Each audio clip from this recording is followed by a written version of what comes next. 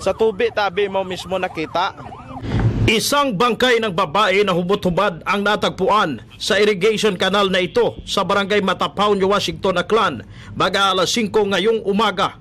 Ang bangkay ng babae, kinilala sa pangalang Jennifer Saulda, 23 anyos na pinaniniwala ang ginahasa bago pinatay. Sa inisyal na investigasyon ng news team, dumalo raw ang biktima sa birthday party ng SK chairman ng barangay Matapaw kasama ang kapatid na babae kagabi.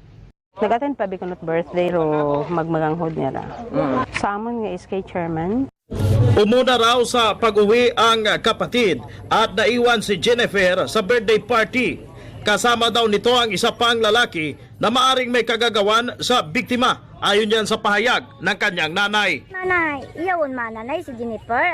Aywan ko mana sa nandaywan. Baka yung patakon sa nasigarilyo nga ni Sir Daywa nga ra bago bumalik. May pangalang binitiwan ang pamilya ng biktima sa news team na itinuturong may kagagawan sa krimen. May posibilidad umano na may kasama pang iba ang itinuturong lalaki. Hayro akong ko na sir na panawagan na kung sino ang tibahan. Pwede, makita ko sandag, magsugid ba sir kung sino kita kandalo nag-alimas ang unga nga ra. Ay duda ko kita sir, ginimuslan or nana ag ubahan ag paanuron sa ligasyon. Ayon sa inisyal na pagsisiyasat ng Soko Aklan, nakitaan nila ng sugat ang biktima sa noo.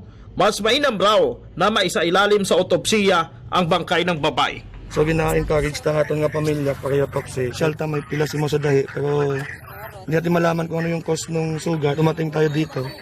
Initially is yung cadaver was found doon sa may tubig but nung dumating tayo is nandito na sa Barangay Road, no?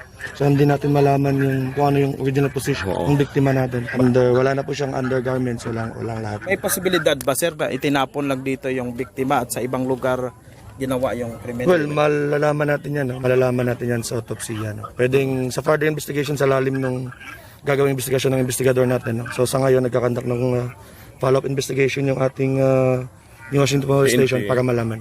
Sa ngayon ay nagpapatuloy pa ang masusing investigasyon ng New Washington Municipal PNP Station tungkol sa insidente.